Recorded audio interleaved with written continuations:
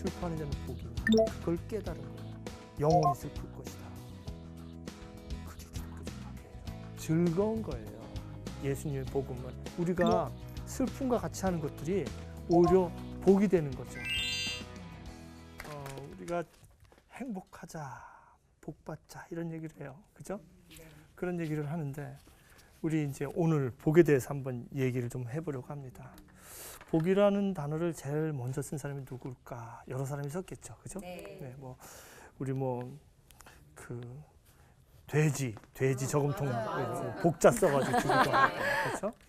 막 그러는데 중국 사람들이 좋아하는 것 같아요. 그러게 복자를 굉장히 좋아하죠. 복자를 막 빨간색 좋아하고 거꾸로 달아놓고. 그러게 말이에요. 그러니까 전 복 싫어하는 사람이 없을 거예요.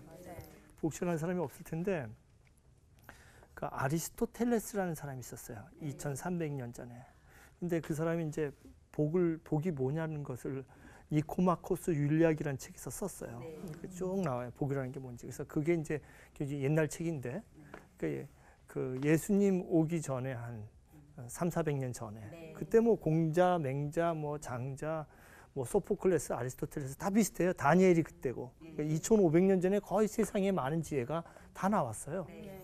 그걸 이제 우리가 보는데 그때 복이라는 게 에우다이모니아라고 그랬어요. 다시 에우다이모니아. 에우다이모니아. 그렇죠. 그래서 에우다이모니아라고 했어요. 뭐냐? 네, 모니아. 뭐냐? 복이 뭐냐? 이렇게 했어요. 뭐냐? 복이 뭐냐? 그런데 이 복이 뭐냐 그러는데 가장 행복한 건 뭐냐면은 이 사람이 얘기했을 때 최고선을 자기가 하는 최고선을 하는 건데 그걸 뭐냐면은 자기의 탁월성을 발휘하는 거. 그게 아랫대라고 그래요. 다 같이 해볼까요? 아랫대. 다 같이 해볼까요? 아랫대. 아랫대. 이걸요 덕이라고 하기도 하고요. 덕이라고 하기도 하고 탁월함이라고 하기도 해요. 왜 이렇게 하는지 제가 이제 소개를 좀 하겠습니다.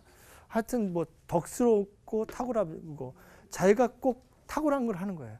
제가 지금 얼마 전에 드라마를 봤는데 김탁구 빵 만드는 그 자기의 얼마 전이 제빵사 아닙니다, 교수님. 오래전이에요. 꽤 오래됐습니다. 그러게 제가 자기가 탁월한 걸 찾아서 하는 거예요. 내가 미용사를 찾아서 내가 뭐 머리 자르는 게 즐겁다 그러면 종일 머리 자르는 거야. 연구하고 손톱 네일링이 좋다 그러면 네일링하고 내가 김치 만드는 게 좋다 그러면 갖가지 김치를 만들어 보는 거예요. 그 자기가 제일 잘할 수 있는 거, 재밌는 거 그걸 하는 게 복이라고 얘기했어요. 탁월함. 그것이 선하고 이어져야 되죠. 그러니까 최고 선하고 이어져야 돼서 그것이 또한 이 탁월함이 최고 선하고 이어져야 된다는 거죠. 근데 이게 또 뭐냐면 여기서 자기가 좋다고 탁월하다고 또 자기가 나름대로 최고선이라고 해가지고 막 폭력을 휘두르거나 제가 제일 잘하는 게 도덕질이야 도적질을 하거나 이것도 안 되겠죠. 그래서 이 사람은 이 아랫대가 어디에서 검증을 맞아야 되냐면 폴리스라고 그 당시 도시국가죠. 여기에 그 도움이 돼야 돼. 거기서 검증된 탁월함이고 검증된 독이어야 돼. 그러니까 내가 정말 그 뭘 잘해, 정말 잘하는 것들이 그 사회에 도움이 되어야 되겠죠. 그죠? 이제 기독교 신자들은 하나님 나라를 위해서 쓰임 받는 도구로서의 일을 해야 되는 거죠. 근데 여기에 이것을 이제 하기 위해서 그 탁월성에도 두 가지가 있어요. 뭐가 있냐면요.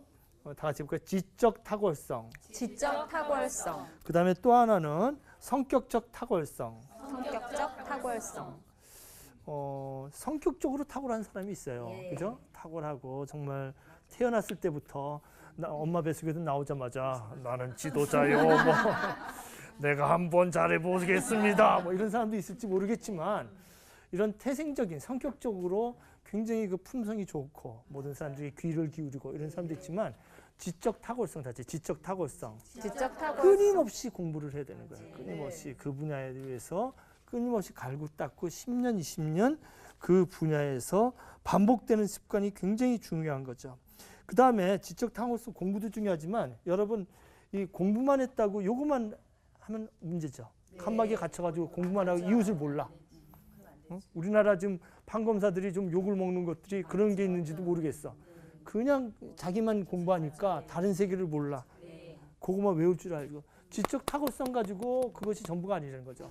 성격적 탁월성은 뭐냐면요. 이건 본성적인 것이 아니라 사실은요. 프락시스, 다 같이 해볼게요. 프락시스. 프락시스. 이 실천적으로 늘 습관적으로 자기의 그 성격을 갖다가 다듬어야 돼요. 이게 이제 아리스토텔레스가 얘기했던 복이에요. 이 사람은 행복한가? 이렇게 살면. 행복하겠죠. 그죠? 자기의 탁월함, 내가 제일 잘하는 게 뭔가, 뭐가 재밌는 게 뭔가, 김탁구 그 제빵왕처럼 빵을 만들고, 그리고 그것이 또 동네 사람들에게 또 희망이 되고, 그러면 얼마나 즐겁겠어요. 이 사람한테 이게 행복이에요. 그런데 전 시간에 맹자를 얘기를 했는데, 맹자라는 사람은, 맹자라는 책이 있어요, 여러분. 그 책이 참 재밌어요. 저는 이제 맹자를 배우면서 여러 가지를 느꼈는데, 이제 맹자라는 책에서는 크게 저는 맹자라는 책을 읽으면서 두 가지가 굉장히 저한테 마음을 아주 감동 깊게 만들었는데요.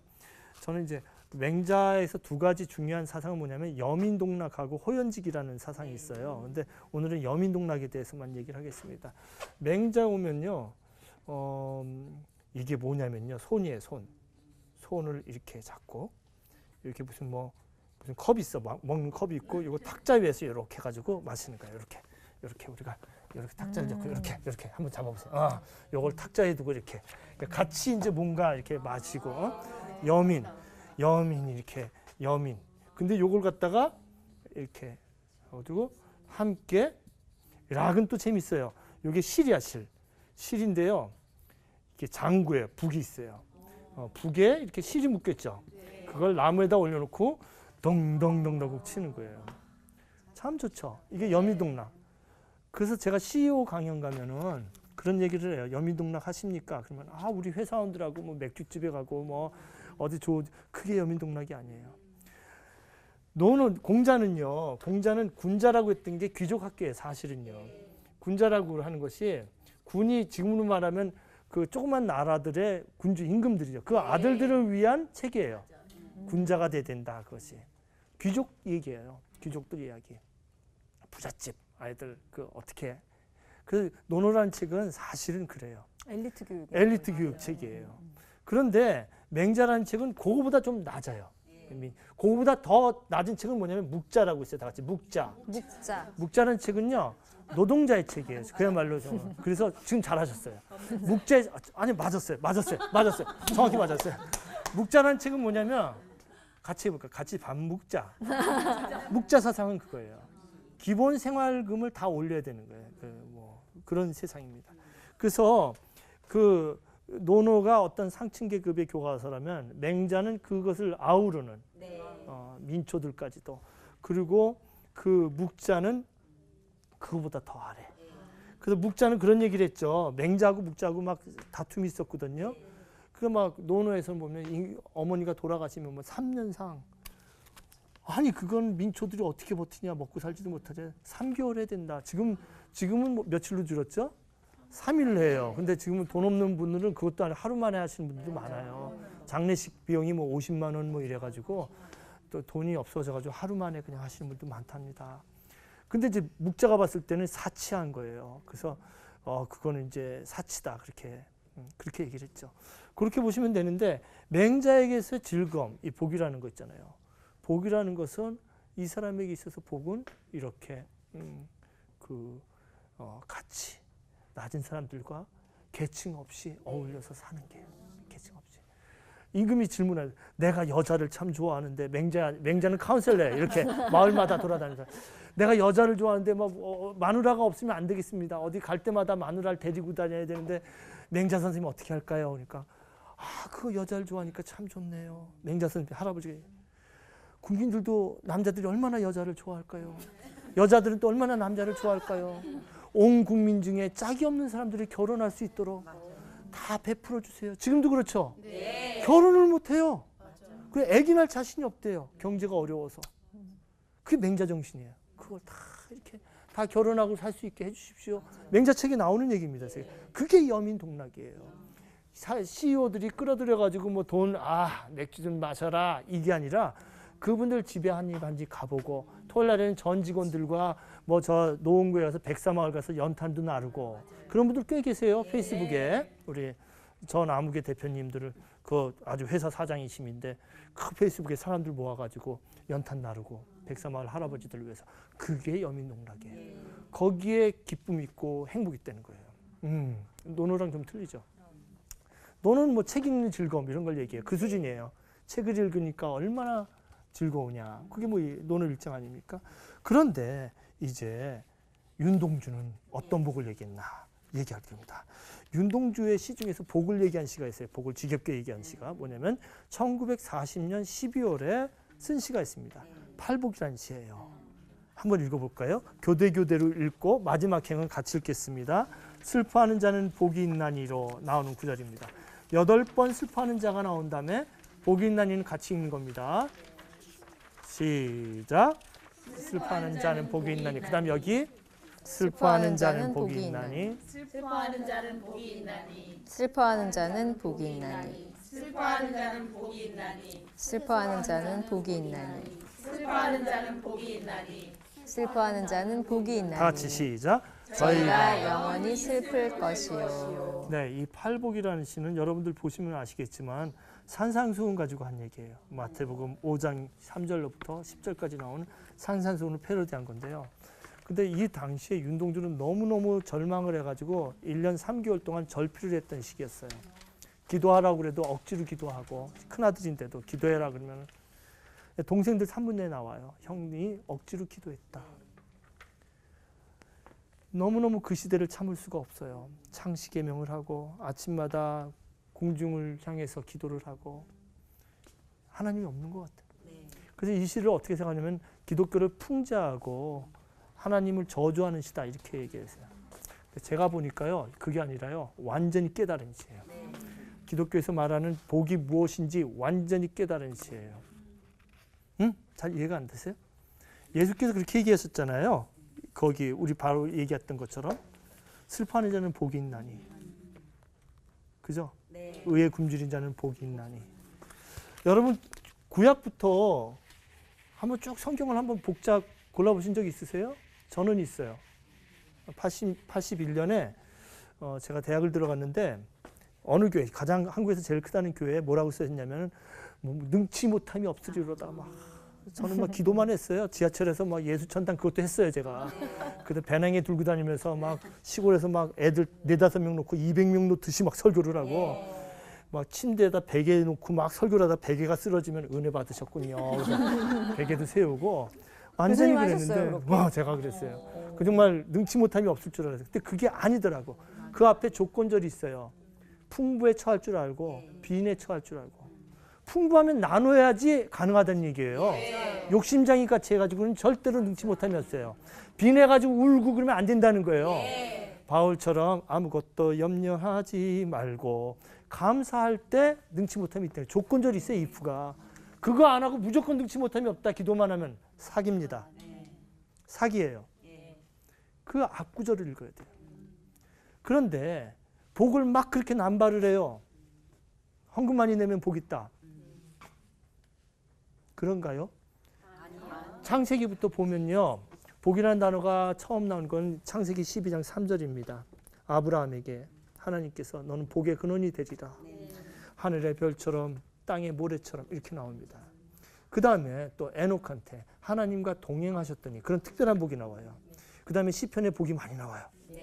1장 1절 아시죠? 뭐죠? 아니죠. 시편 1장 1절. 복 있는 사람은 악인의 꾀를 쫓지 아니하며 죄인의 길에 서지 아니하며 오직 여호와의 율법을 주야로 묵상하는 자라. 그 복의 개념이 그게 나와요. 좀 틀려요. 그래서 성경을 보면 그 하나님과 동행하시니 주야로 또 성경을 읽고 이런 복 외에는요. 사실은요. 그 동행에서 나오는 향유라는 복하고 별로 차이가 없어요. 관직이 있고 잘 먹고 아들이 많은 거 이거랑 별로 차이가 없어요. 유대교 복이에요. 근데 우리는요 기독교는 유대교를 믿는 거예요, 예수를 믿는 거예요. 예수님의 복은 확 달라져 버려요. 그게 이거 산상순이에요. 슬퍼하는 자는 복이 있나니. 그걸 깨달은 거예요. 영원히 슬플 것이다.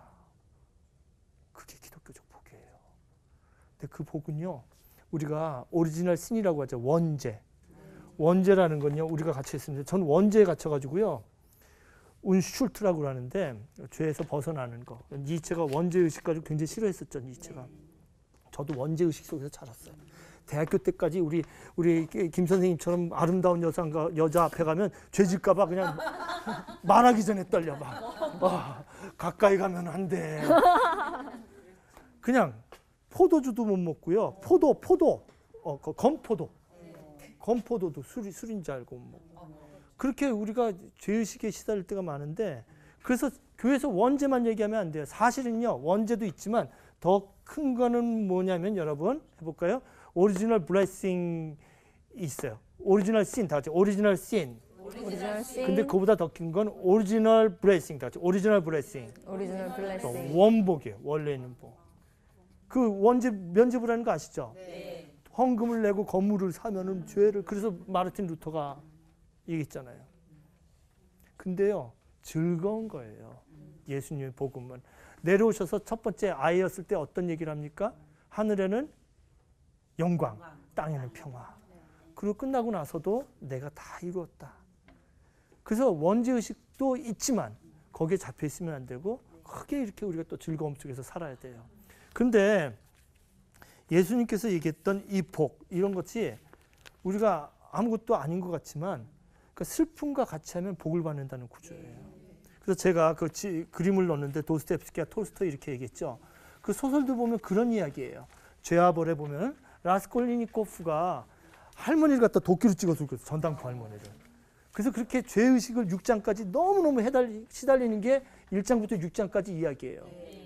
근데 소냐라고 그 어린 창녀, 낮은 그 슬픔하고 만나서 새로운 세계로 넘어가요. 에필로그에서 시베리아에서 오히려 행복하게 살죠. 여러분 잘 아시는 레 미제라블, 더 미저러블, 더 리치, 더 푸어처럼 비참한 사람들의 이야기예요. 레는 더라는 뜻이죠. 장발장이 주인공 아니에요? 굉장히 많이 나와요, 거기에. 인물 중에 한 명이 장발장일 뿐이지. 근데 그 장발장이 거기서 보면 판틴이라는 창녀를 만나가지고 미카엘 신부도 만나지만 그 슬픔과 만나서 이 사람이 바뀌어요. 판틴의 그 딸이 누구죠? 코제트라고. 다 나올랑 말랑 하는데 이게 그 아이를 키우면서 그걸 하면서 성화되는 이야기가 장발장이라고 할 수가 있습니다. 여러분들, 그래서 우리가 슬픔과 같이 하는 것들이 오히려 복이 되는 거죠. 오히려. 성경은요, 그 복의 개념이 아주 풍부해요. 그래서 정말로 그 아까 제빵왕처럼 구약 성서도 무시할 필요는 없죠. 그런 것처럼 정말 아들, 딸도 잘 낳고 그것도 복이지만, 정말 자식도 많고 돈도 많고 장수하는 것도 복이지만, 또 동행하는 것도 복이고, 성경을 자유롭게 읽을 수 있다는 게 얼마나 복이에요. 어떤 그 정말 요즘에 이슬람 국가 무서워요, 그죠? 그냥 막 사람을 죽여요. 그런데 그것도 복인데, 예수님의 복은 뭐라고요? 그래서 제가 제 책 제목이 그래서 곁으로예요. 곁으로 가는 거예요. 예수님이 구체적으로 성경 구절에서 썼습니다. 대통령이 이렇게 딱 나가면 나는 내 임기 동안 뭘 하겠다고 얘기를 하죠. 예수께서 하신 얘기가 임기 동안 하겠다는 것이 뭐냐면 우리 성경 구절에 있습니다. 누가복음 4장 18절이에요. 한번 읽어볼까요? 예수께서 시작. 예수님께 성령이 임하신 이유는 가난한 자에게 복음을, 포로된 자에게 자유를, 눈먼 자에게 다시 보게 함을 전파하여 눌린 자를 자유롭게 하기 위해서이다. 이게 예수님이 공생애를 마치고 이제 내가 하나님의 아들로 살아가겠다고 했을 때 이게 데뷔 선언이에요. 이게 대통령 선언 같이. 나는 이렇게 할 거다. 전도는 이거예요. 누가복음 28장 이렇게 나오는 그 마지막에 내가 세상날 끝날까지 제자로 삼고 전도한다는 것이 말로만 하는 것이 아니라, 말로만 하는 것이 아니라 다 같이 볼까요? 가포눈늘, 가난한 자, 포로된 자, 눌린 자, 그게 복이 되는 거예요. 연탄 나르면 그걸 갖다가 피터 한티케는 우리 피로라고 그랬어요. 피로사회라는 책이 있죠. 연탄 나르고 양로원 가서 도와주면요, 회춘이 된대요. 오히려 도핑사에서 오히려 힘이 나고 그게 우리가 느끼는 복이에요. 작은 복들. 그래서 내가 작은 자에게 한 것이 내게 한 거라고 이렇게 성경에 써 있잖아요. 그게 복된 삶이죠. 지금 우리가 이제 얘기했던 복을 정리하겠습니다. 아리스토텔레스는 탁월함의 에우다이모니아, 행복을 얘기하면서 아랫대, 그죠? 자기의 탁월함, 자기 재미있어 하는 걸 갖다가 지적으로나 성격적으로 키우라고 했죠. 폴리스에서 검증받고. 맹자에게는 뭐였다고요? 여민동락, 다 같이 여민동락. 모두 다 함께 즐겁게 노래도 부르고 여민동락 모두가 하나가 되는. 그래야지 그 많은 사회에서 다른 나라 사람들이 우리랑 같이 삽니다. 그러면 나라가 커지죠. 춘추전국 시대 때, 전국 시대 때 이야기인데요. 전자는 이제 싸움이 많은 나라예요. 싸움이 많은 나라. 근데 예수님에 이르고 윤동주가 깨달은 복이 뭐라고요? 다 같이 슬퍼하는 자는 복이 있나니. 영원히 슬퍼요. 근데 그 슬픔을 즐거움으로 깨닫는 겁니다. 그래서 십자가라는 시를 보면 1941년 5월 달에 보면 이렇게 썼죠. 행복한 예수 그리스도에게처럼 이렇게 나와요. 처럼이 한 줄이에요. 행복한 예수 그리스도에게처럼. 처럼이 얼마나 힘들면. 근데 모가지를 들이고 죽는데 그게 행복하다고 할 때 행복자를 한자로 탁 집어넣은 거예요. 윤동주가. 깨달은 거예요. 이게 복음이구나. 여기까지 하겠습니다.